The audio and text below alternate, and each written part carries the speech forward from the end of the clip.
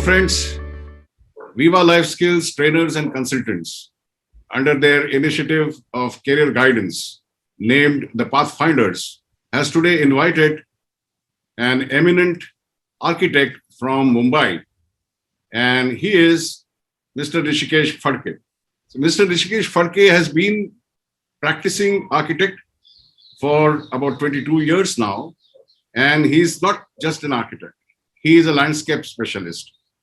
So he's actually done work in this specialized field in India and outside India. So let's hear from him about the profession. And on behalf of you all, I welcome this young, dashing and debonair architect, landscape specialist, Mr. Hrishikesh Phadke. Welcome, Hrishikesh Phadke. Thank you. It's my pleasure to be on your platform. Thank you. And so shall we start with our question answer session?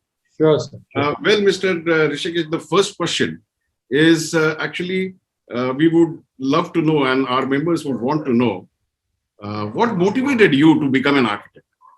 And I mean, how did it all begin? How I moved or how I chose my architecture as a graduation course is something which goes back when I was in 7th or 8th standard. And now I cannot say how it happened, but I had very much inclination towards making certain drawings. I was always get excited. In those days, there is something called as ammonia prints, or you might have seen. Right. Yes, I remember the blue sheets. Yeah.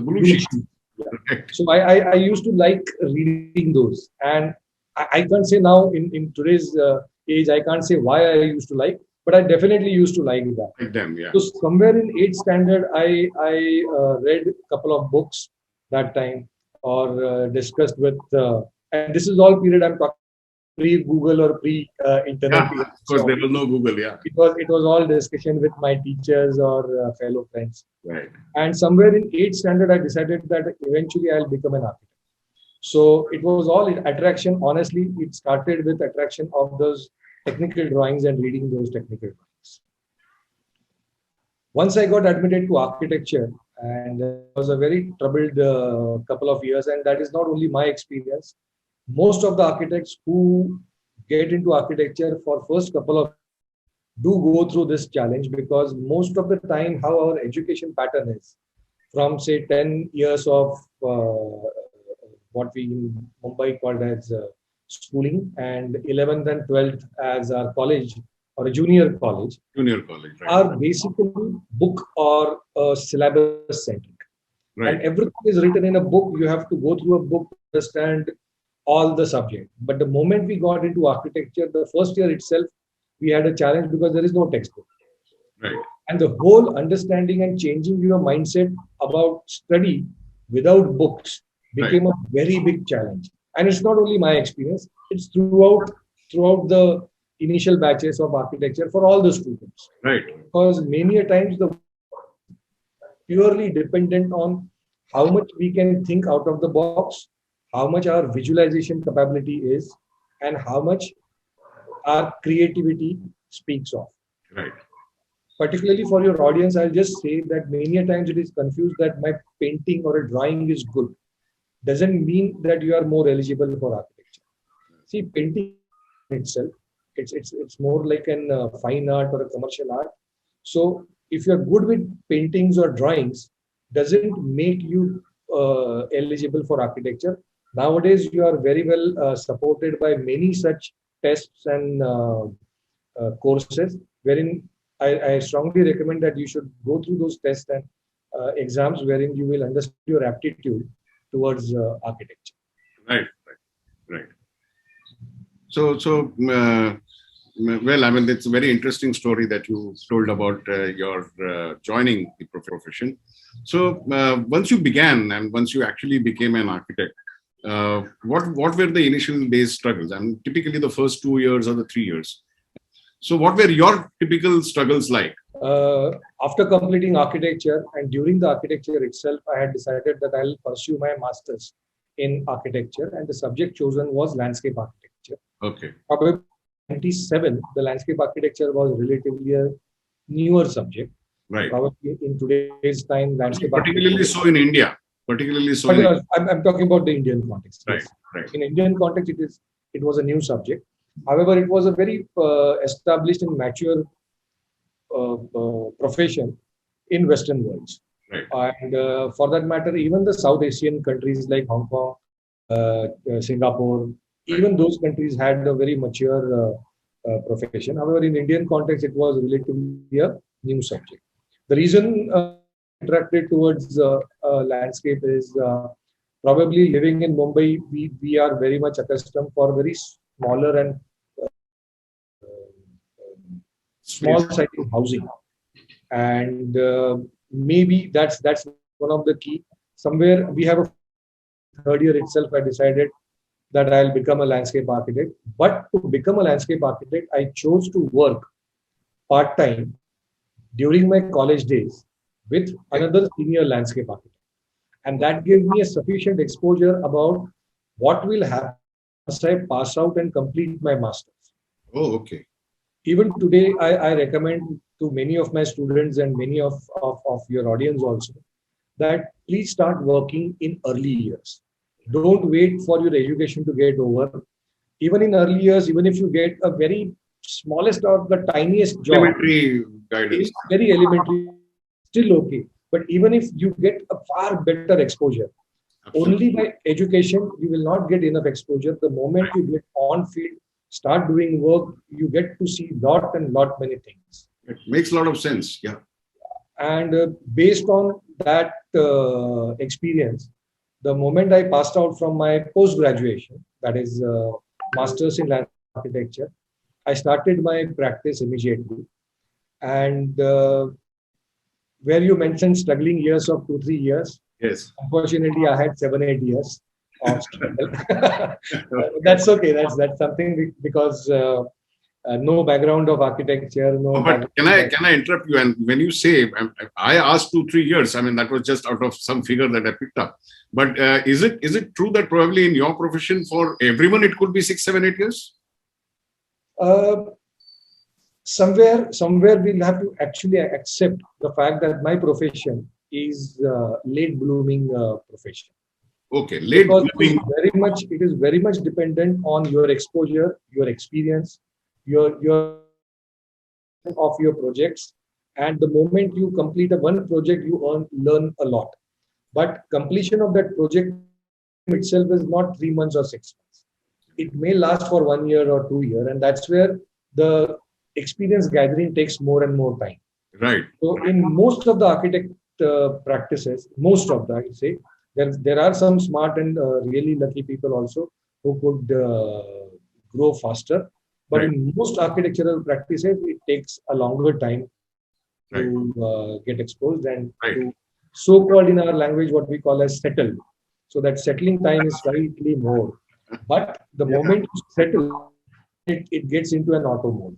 What Right. I mean by auto mode is the moment you are established, the moment you perform, the moment people accept you as a settled or a performing architect, Right. then you don't have to do anything on your own. The work automatically comes to you or Things keep client. rolling. Things keep rolling. Right. Right. So once you become an architect and you as you very nicely elaborated how you would settle, the word settle here. So once having achieved that, the next stage for anyone would be to grow, Yeah. to be well known for your work and for your dependability, everything as an architect. So how does that work? Now here comes the individual choices. First of all, why you get into practice is basically a freedom of choice. So that's something which attracted me to get into practice. As far as growth part is concerned, here I was saying about what you want to become. So what is your career goal? And that's a very individualistic answer. In my case, I had a very strong belief that I want to set up an organization or I want to start an organization practice, you may call it as, which should last for 100 years. Oh, And wow. the moment I say 100 years, it has to surpass me as a person. So the moment I said 100 years, the whole mold of the practice started becoming not a personality centric Perfect. practice, Right. because it did not go up because of my personality and come down because of my personality. Oh, this is such a And fantastic concept. yeah, so the moment Interesting. we said that it has to last for 100 years, that means the team building was my first task. How people would come, how people would share, how people would enjoy working in the organization, how they will get a choice, which I work for, that the freedom of choice, whether they will also get freedom of choices, Yeah, right. Right. designs, taking things. Right. And when I'm offering such things to my taking the ownership over a period of time, they start taking ownership of the work, organization, Absolutely. all the people. So that's where the route we have taken, Right. and that helped us in growing, because it's not only me working here. There are so many other people as a part of team. They all work as if they own the Right. company. And just to add one quick point, and Yeah. how deciding the final goal takes you to take right steps is Right. 2008, where many times in my lifetime I heard global meltdown or economic meltdown as a Right. first time. It Yeah. was 2008. And 2000. Yes, that's right. 2008. Yeah. And during the same period, we heard for the first time layoff. The layoff word was not that prevalent before that. Right. And we understood layoff. So to retain my team, we came up with a strategy called as revenue sharing. And Okay. my entire office used to get a part of a revenue. So what happens is there was a tremendous transparency about the earning of the office. Right. And every person, right from me as the top person who's a founder to my driver, everybody used to get. There is a mechanism. Maybe the Right. time is not right, or audience is not right at this moment for Right. them. But then it became a interesting one, and we are still into that format, and Fantastic. it has got matured over a period of time. But as far as the young minds and particularly your audience is concerned, I believe they should choose architecture if they are going to live with that profession for their next 30 years. I'm guaranteed they will reap, they will get returns on their passion, on their hard work for sure. That's guaranteed. Yeah, that's wonderful. So that brings me to the next question. I mean, you talked about what needs to be done and how things can happen and how one could grow.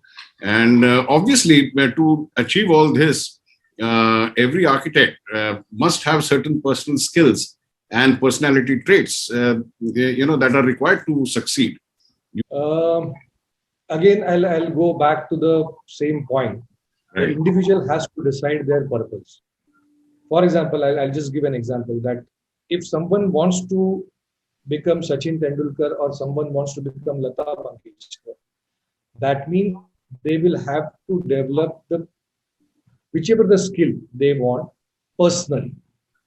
In our case, it maybe in my to set up an organization and to run that organization and to last that organization for 100 years, and very completely different entrepreneurial skills. So it become team management, it become time management, it become finance management, Right. it become I learned especially how to be an empathetic person, Right. because they are all the way different skills than the architectural skills, Right. because the purpose I have mentioned. So to become an architect or a successful architect, first thing he has to develop its creativity. I'll give your audience, because I presume some of the audience will be much younger. Yeah, there is a very simple test in creativity. You Right. will have to choose. If I may show you a paper, Yes. and Yes. they Please. can take their own test about creativity. Right. So I'm just showing one small circle. Right. I think it's not visible, but yeah, Now it is visible. Yes. small circle Yeah. here. They will have to put a clock, 2 minutes time. Right. What can they derive without damaging the form of the circle? So they can make a circle, a balloon, they can make a circle, a wheel, they can make a circle, a clock, They can make a circle, anything. The form of the circle should not be deformed. And I'm telling you, how many kids can go beyond 30 shapes 30. they create? Okay, okay. Very interesting. So it's a very simple test, and we generally take this kind of a test for students, Right. and they can take their own test. It's the condition is time limit 2 minutes, not more. Minutes. Yeah. And, you know, make as many shapes as possible As many shapes. without disturbing that circle. If Yeah, you very interesting. get stuck, if you get the 7th or 10th shape, that means you will have to work on your creativity. Right. If you can't cross 7 or 10. If you can't cross 10, then you will have to work on it. That's very interesting. That's very interesting. So, we would actually want to understand how does it, how does your dealing with the customer take place? For example, how is the flow chart? I mean, someone has approached you with a task and a requirement for the architectural work or the landscape work, and you execute it, and at the end of it, you get paid for it. So, how is the entire process, the flow chart happen? So normally, when somebody requires an architectural services, they look for various known architects. So generally, the choice of architect or a selection of architect is not based on Google search. It's nobody goes to a dentist by searching on Google. It is always a referral. Always. So it's all about how your network is and how your credibility in market is. So it all depends on that. So how many other people are talking good about you depends how many clients will come to you. Right. So that's one of the important skill one practicing architect has to develop of maturity in terms of the work. So you get a query, you get a inquiry, we may call it. So generally the first step is understanding the design brief. For example, if I have to say, sir, you want to develop a particular project and you are looking for an architect. So we ask and we come and we have an initial meeting wherein we understand what are your requirements. So it is called as design brief. So Right. we convert that into a design brief. Based on a design brief, certain remuneration is decided. And that remuneration is explained and appointment and the hiring process happens. Post that, 3 or 4 steps I'll quickly go. I might go slightly technical, but I think since That's okay. Yeah. workflow, I'll explain. So initially what happens is I have to show you the creative ideas, which I showed you as a very simple test of creativity. As far as your project, generally a client will all, and in today's world, where it is an internet, even you have a same internet, even I have a same internet. So you are already well versed with various creative ideas. Yeah. So the new architect has a very different challenge. Earlier, when you were not exposed to internet, I was the creative person and you used to accept my creativity. Now today, slight happens that your research on the idea level has already reached to a particular level. And I have to match that level and explain you that actually probably becomes your start point for that matter. That becomes a start point. Yeah. So what happens is converting those creative ideas into reality has become my more skill rather than developing the creative ideas itself. Because the moment you put that is very challenging, not easy. That's the latest challenge as far as architecture is concerned. Because if I have to give you the smallest example, if I have to renovate the smallest space as a toilet, as an architect or an interior designer, you will have more images with in your own mind rather than my ideas. Right. But then your limitation is you cannot convert the idea into that's not your profession. The feasibility part has to be there. The feasibility part, the constructability part, the execution possibility, and the most important part is durability of whatever you have executed. Right. So whether it's tiles, whether it's stone, whether it is application of plaster or any other stuff. Right. So right from the inquiry to design brief to creativity, then it comes to various material selections, construction technology. So those steps are done, and then as an architect, I am, you may say, I'm more like a director of a movie wherein he himself is not doing anything. Everything is taken or done by my instructions, but there are actors, there are technicians, there are art directors, there are musicians, there are so many other people who Right. come and actually do the movie. The Right. director is only the, you can say, a supervisor or an inspector of that Right. thing. But the whole idea comes from the director's mind. Right. You may say, use the same analogy or example for architect. So And I'm the director and that, rest of the people are doing. right. Right. So that is how the work flows. Right. Right. Right. So that was very well explained. Very interesting. So that actually brings me to a question which is there in the minds of everyone. No matter what profession they choose, and particularly the parents of their children are very keen on this particular aspect, and that is prospect. So what people always say or consider as to what are my prospects if I become an architect. I'll give you three things on Right. prospect. Right. One is monetary returns, which are very obvious and very much important. Right. Second is social standing, Right.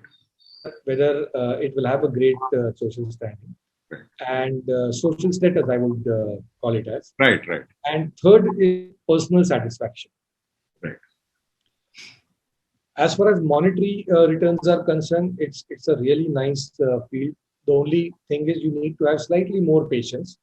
As I was mentioning, that it takes Like slightly you said, more time. you will be a late bloomer in all probability. Is because it's very much dependent on the experience and not on textbooks. So it takes some time, but yes, it's a really nice profession to be in. You will get really sufficient monetary returns, Right. and then your skill is there. You want to grow, and then there is no limit. There is no top cap. Right. There is nothing like a top cap if you are in this field. Then it's all your personal skill. But even if you are at a basic stage, you have very nice remuneration or a monetary Right. return. Right. Second, social standing. See, as your profession is again considered as a noble profession. It's accepted socially very well, really very well, till the point you don't spoil your own image or you don't spoil your credibility. But that goes for every profession. Yeah, that goes for everyone. Actually accepted, community accepted profession, I'll call architect is.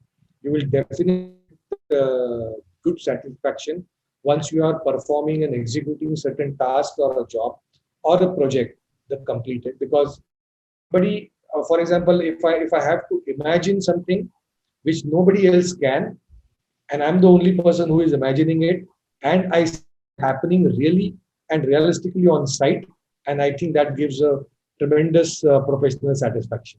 Absolutely. As Absolutely. So the prospects are good for sure, right? for sure. For Yeah, sure. right. So you got into this profession more than 20 years ago. So what do you think today, the youngsters of today who become architects, what kind of future trends can they expect? Just you mentioned about 20 years. We when we completed 20 years, we published one small book for our own organization, and Okay. we call it as 2080 book. We complete 80 to go because we are believing it as a 100 years trajectory. Right. What we are planning. Right. So anyway, coming to your origin is trends. Now, architecture at some point of the time is a very base or foundation of many professions as it goes on.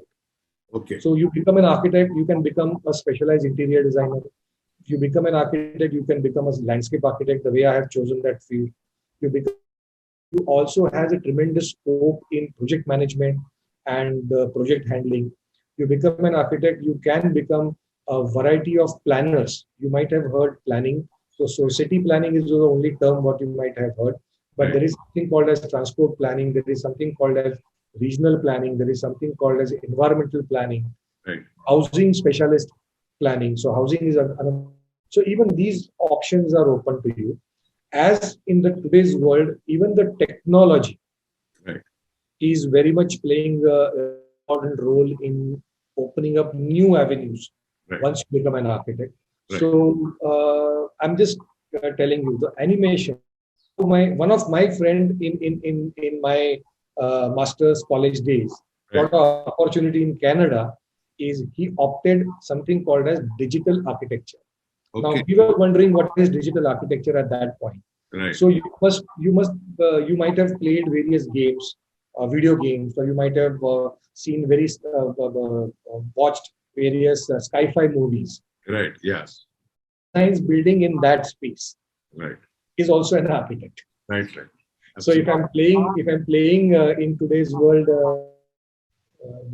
your audience must be maybe younger, but say Temple Run or those Call of Duty games and all those games, somebody has to visualize the space, Right. whether it's open space or a built space. Who Right. designed those? Right. But they are not happening in realistically, but they are happening on the digital world. So even the architects are required in that sense. Okay. Very So interesting. tremendous opportunity, and the IT is the latest trend happening is parametric designs, Okay. wherein the IT software developer, so that the software will give you various designs. It's again a slightly complex one. Your audience can easily go and type parametric design or parametric architect. Right. They will get huge amount of information on Google itself. Very interesting. Very interesting. So I think for paucity of time, we will have to stop here. And we are really grateful to you for having covered this entire gamut of activities and the entire aspects of how interesting life an architect would be living. And you have been actually very motivating to a lot of people. They would actually, listening to you, they would choose to become architects. And so we are really thankful to you. And our members who would listen to your interview, I'm sure they will be very, very satisfied for having understood a lot about the architect, being an architect, and also the future trends that you brought in would particularly enthuse them to consider architecture as one of their profession choice.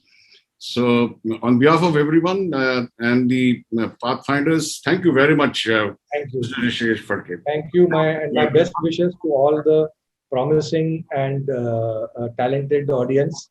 Thank you. Best wishes from my side. Thank you very much. Thanks a lot.